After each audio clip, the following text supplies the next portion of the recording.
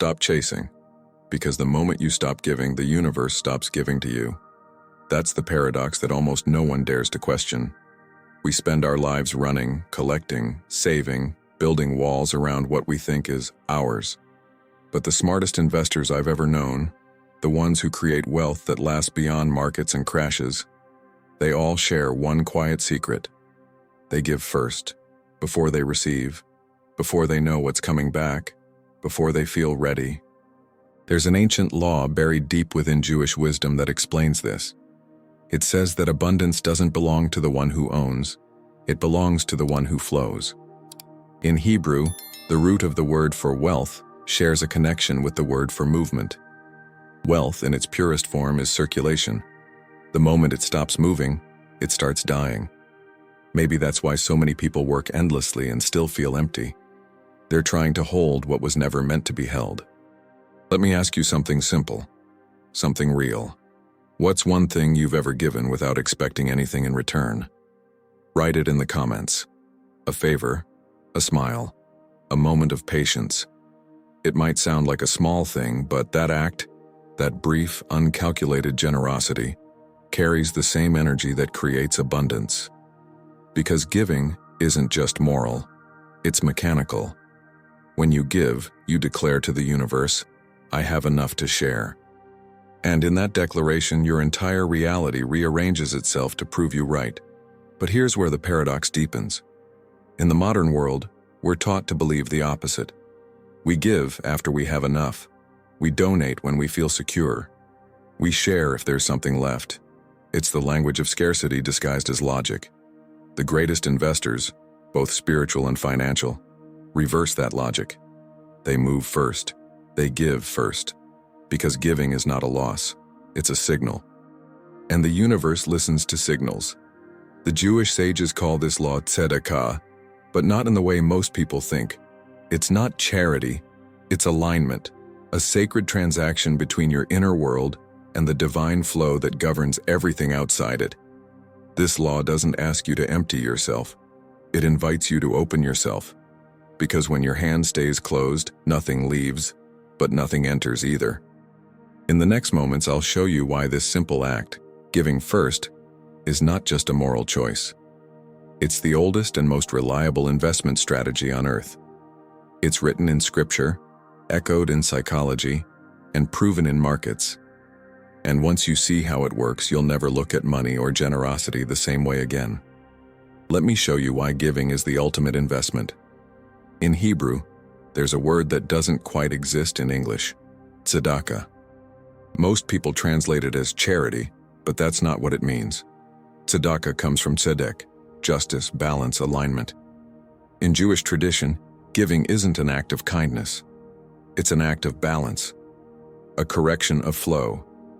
That's why the wealthiest and wisest throughout history, from Abraham to the modern investor who gives away 1/10 of their income before spending a cent, understand that generosity isn't emotional. It's mathematical. Spiritual mathematics perhaps, but mathematics nonetheless. In the Talmud, there's a teaching. More than the benefactor gives to the poor gives to the benefactor. The words seem inverted, almost offensive to the logical mind. But they hold a secret most people miss. The receiver is merely a vessel. The giver, by releasing, reconnects to the source, to God, to energy, to the unseen rhythm of creation. My grandfather used to say, money is like breath. It must go out to come in. I didn't understand it as a child. I thought he meant budgeting. But later I realized he was describing something far deeper, a universal pulse. When we inhale without exhaling, we suffocate. When we keep without sharing, the same thing happens, only slower. The Western world has taught us to protect, to accumulate, to secure. But in the Jewish frame, security doesn't come from accumulation. It comes from alignment. You're secure not because you own much, but because you're connected to the source that never runs out.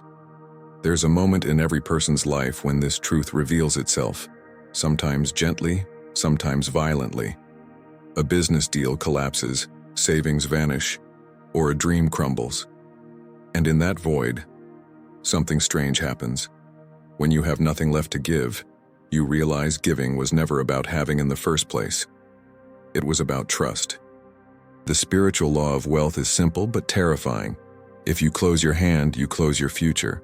But when you open it, something mysterious begins.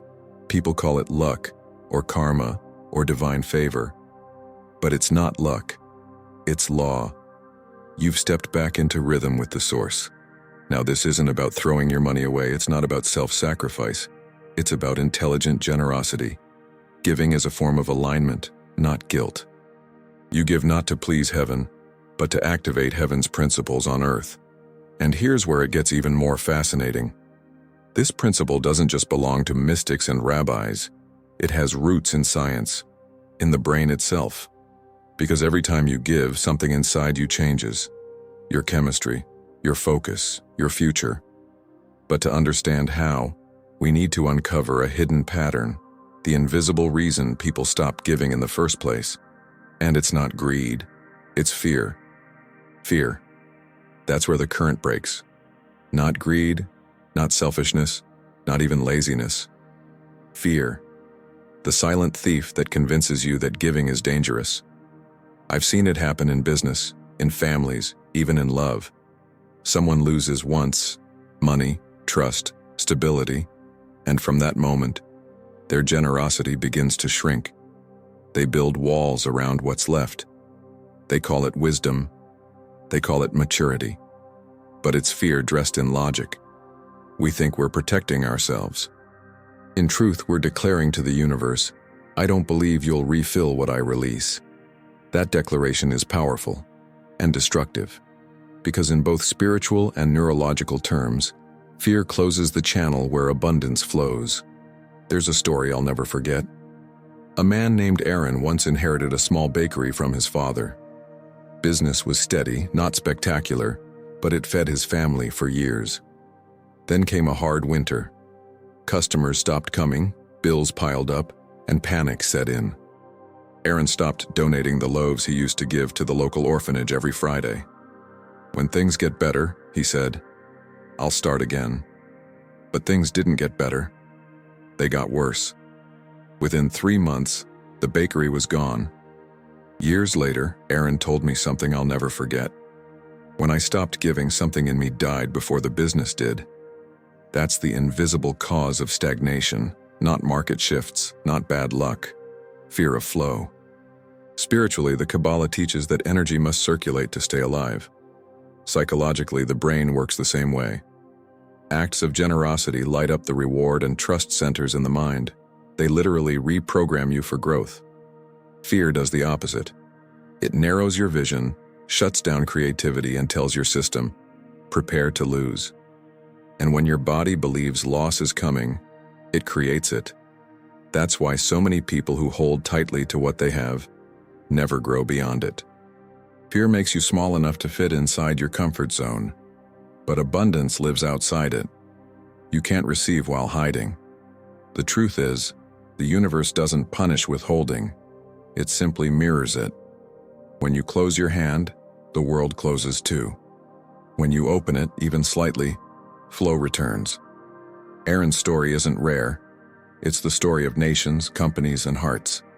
Fear dries up the rivers of generosity until only dust remains. But here's the miracle. The moment you choose to give again, even a little, you reopen the channel, and life rushes back in. So the real question isn't how much you have, it's how much you trust. Because fear might stop the flow, but faith restarts it. And the ancients knew this truth long before modern science ever caught up. Centuries ago, the sages of the Talmud wrote, "Wealth diminishes where the eye is closed." At first glance, it sounds poetic, but it's more precise than poetry.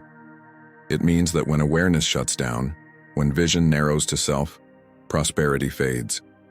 To see others, to notice need, to stay awake to the flow of life, that's the essence of true wealth. In Jewish mysticism, the universe is seen as a living circuit. God, or Ein Sof, the infinite, sends energy into the world through countless channels. Human beings are one of them. Every act of giving keeps that circuit alive. Every act of withholding interrupts it. But what fascinates me most is how this ancient spiritual law mirrors modern psychology. Neuroscientists have found that when you give money, attention, time, your brain releases dopamine, oxytocin, and serotonin, the same chemicals linked to joy, trust, and creativity. Generosity doesn't just help others. It literally expands your mind's capacity to see possibilities. And opportunities are invisible to a closed heart. That's why giving isn't only spiritual, it's strategic. It multiplies your capacity to notice, to connect, to create. It's what every successful innovator, artist, and investor has in common, whether they know it or not: the ability to flow outward. Imagine it like a cup. If you fill it to the brim and never pour out, it stagnates. The water grows stale. But when you pour, new water has space to enter. Abundance operates on that same principle. You can't receive new blessings if you're full of old fear. So ask yourself quietly, where in your life have you stopped giving? Not just money, but time, patience, forgiveness, attention. Where have you decided they don't deserve it, or it's not my problem? Those sentences are small closures in your energy system. Each one blocks a bit of the flow. The Talmud warns against this blindness not as a moral failing, but as a spiritual malfunction.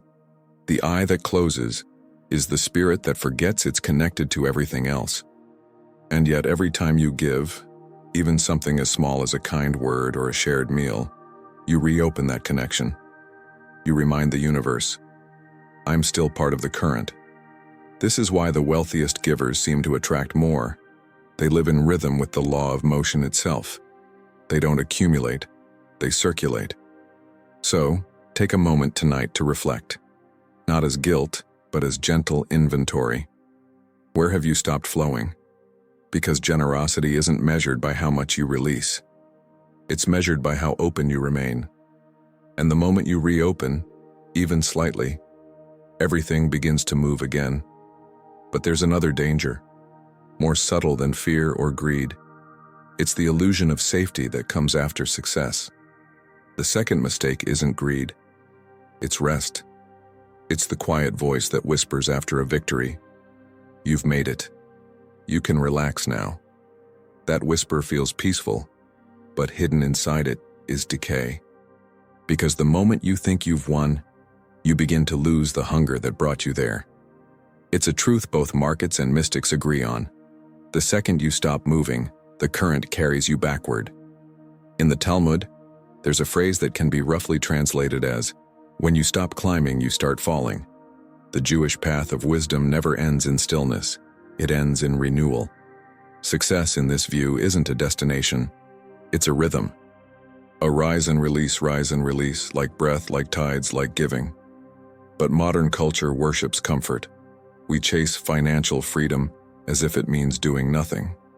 Yet true freedom is never idle. It's the ability to act from abundance, not the right to stop acting altogether.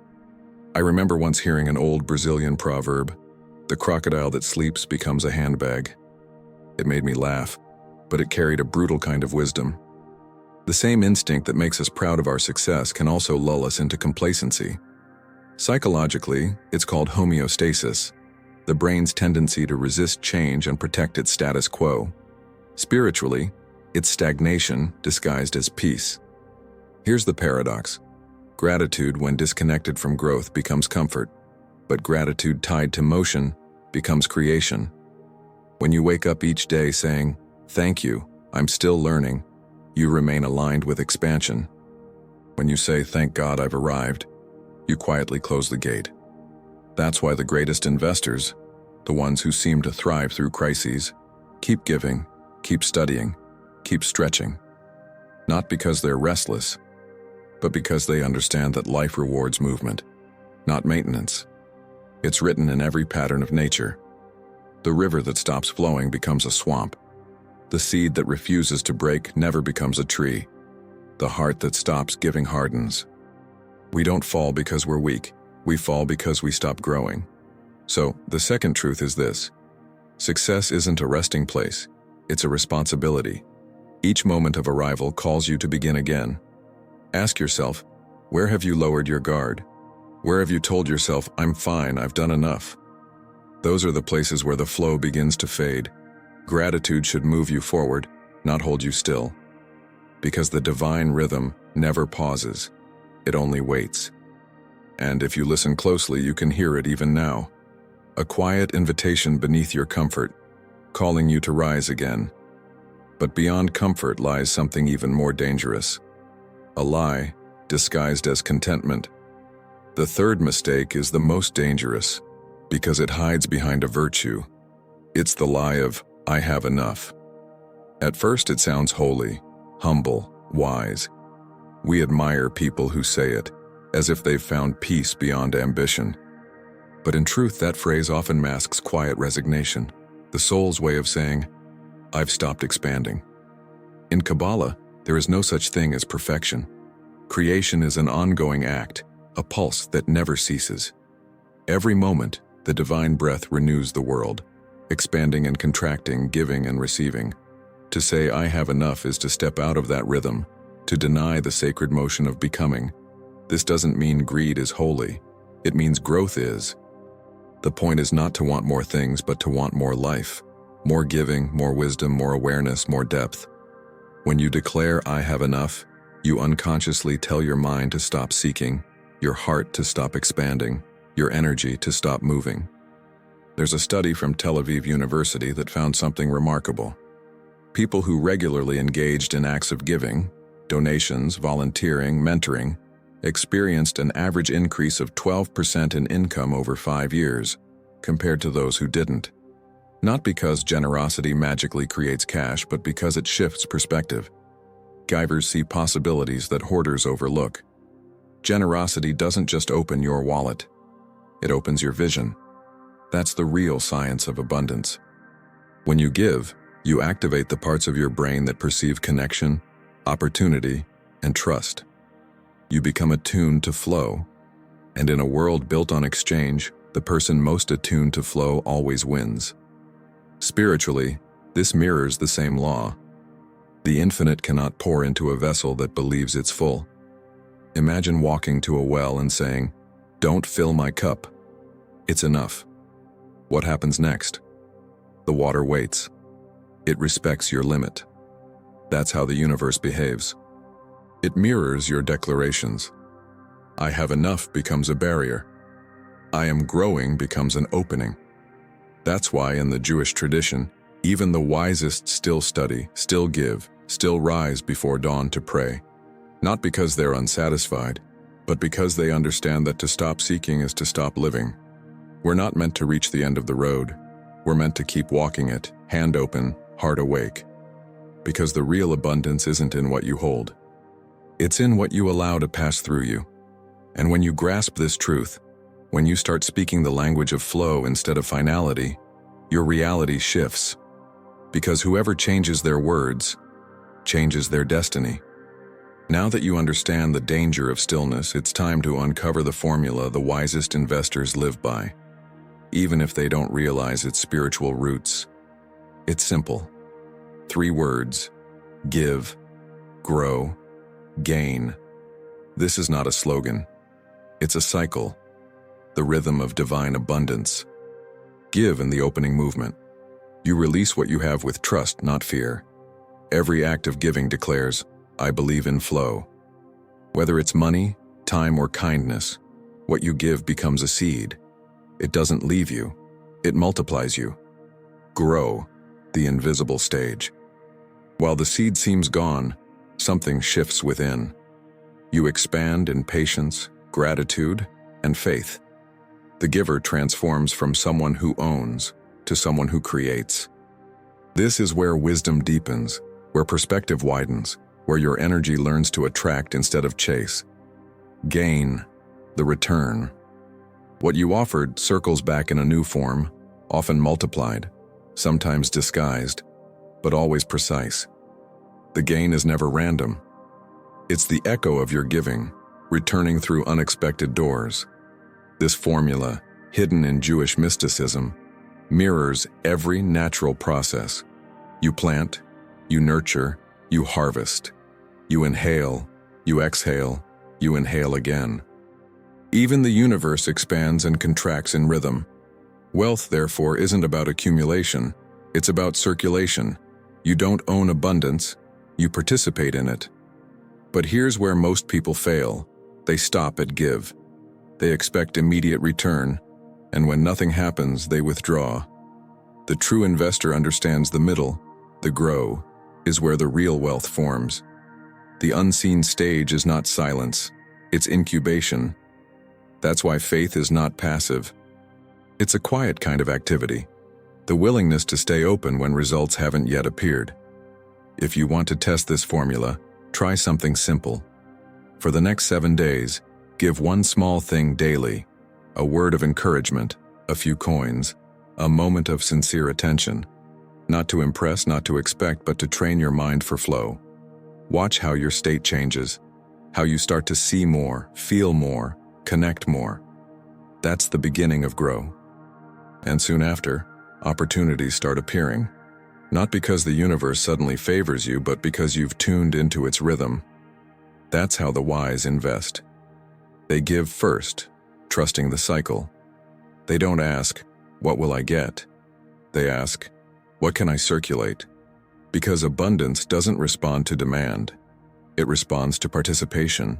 So, give, grow, gain. It's the oldest investment strategy ever recorded, one that turns generosity into gravity. And if you doubt it, let me tell you what happened when ordinary people tried it and watched their lives transform. Donna Lucia wasn't rich, not even close. She sold handmade candles in a small shop on a quiet street, the kind most people passed without noticing. For years, she barely made enough to pay rent and buy food. Every Friday, she would light one candle for the Sabbath, whisper a prayer, and close her shop early. One day, she overheard a customer say, "You can't build abundance from scarcity." The words stung, but they planted something inside her. A question: what if abundance isn't built, but released? That night, she decided to test it. She gave away 3 candles to her neighbors free of charge with a simple note: for light, for peace, for gratitude. The next morning she felt ridiculous, but a strange calm followed. The calm that only comes when you stop clutching what's slipping away. Within a week, one of those neighbors recommended her shop to a wedding planner. Within a month, orders tripled. Within a year, she had moved to a larger space and was hiring others. When I asked her what changed, she said, "I stopped surviving and started circulating." That's the living proof of the law we've been exploring. Before, Lucia's hands were closed. Her focus was on not losing. But the moment she began to give, the flow reopened. And it didn't just change her business, it changed her. She began mentoring other women, teaching them how to make candles, how to pray, how to trust. Her abundance wasn't measured in profit anymore, but in participation. Stories like hers aren't miracles, they're mechanics. Every generous act alters the field around you. Psychologists call it the helper's high, that surge of dopamine and purpose after giving.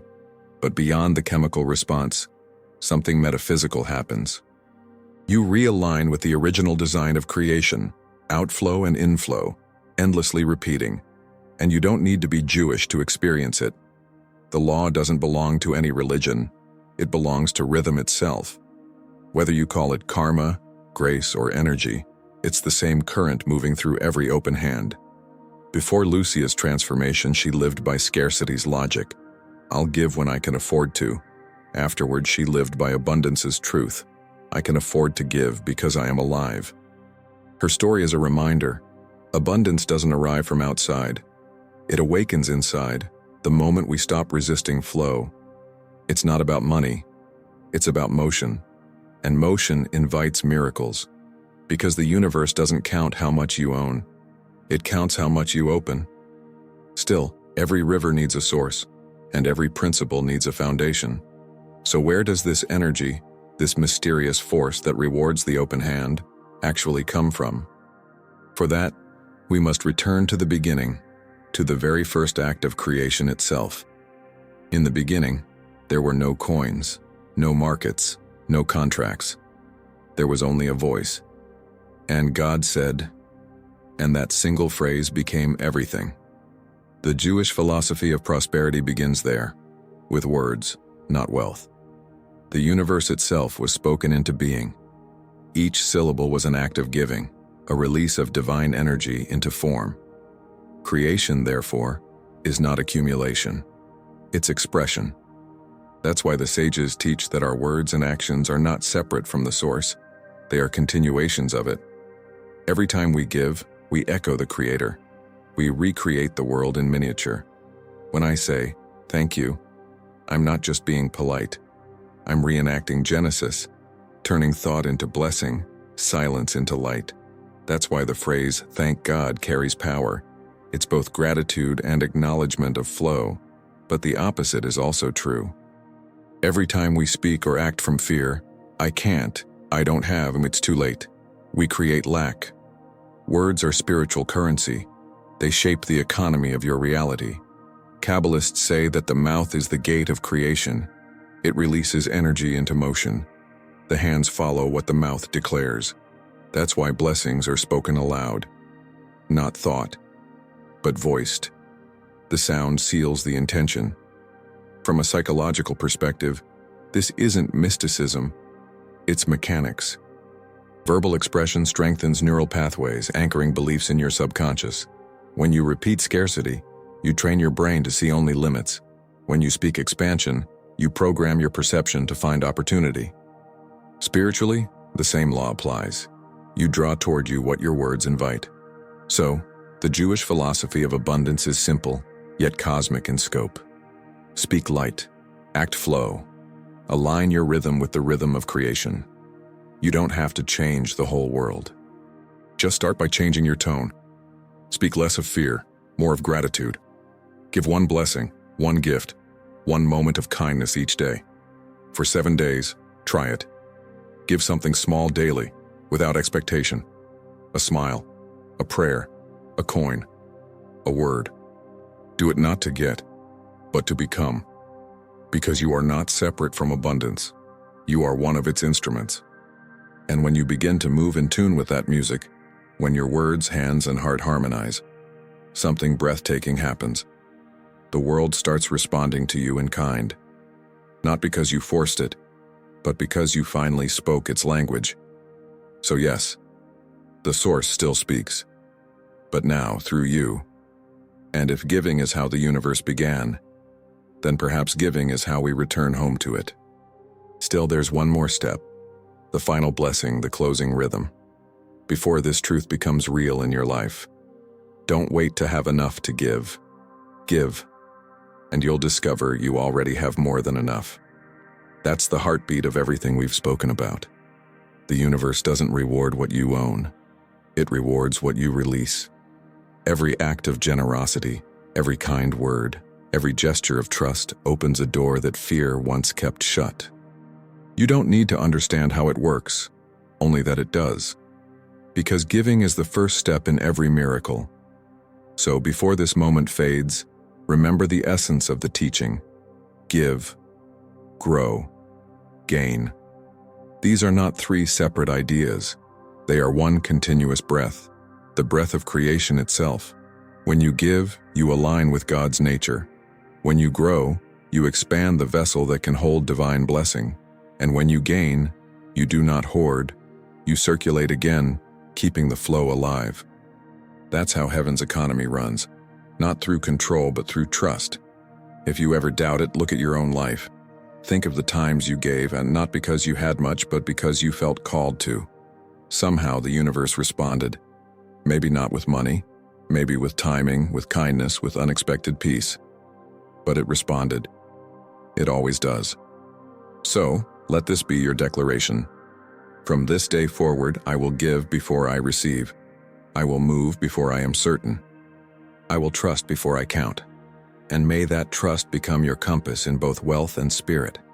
In the words of the ancient blessing, Yevarechecha Adonai Vishmerecha. May the Lord bless you and keep you. May He fill your hands with purpose, your mind with clarity, and your heart with peace. And when that peace begins to overflow, share it. Send this message to 3 people who need it. Because abundance multiplies only when it moves. We are all keepers of the same current. The candle that lights another doesn't lose its flame, and it doubles it. So don't wait for permission. Don't wait for a perfect moment. Begin now. With what you have, where you are, as you are. Give, grow, gain, and watch the world rearrange itself to meet the rhythm you've chosen. Because the secret of abundance isn't about getting what you want. It's about becoming what you give. May your hands stay open, your words stay bright, and your life flow like the river that never stops.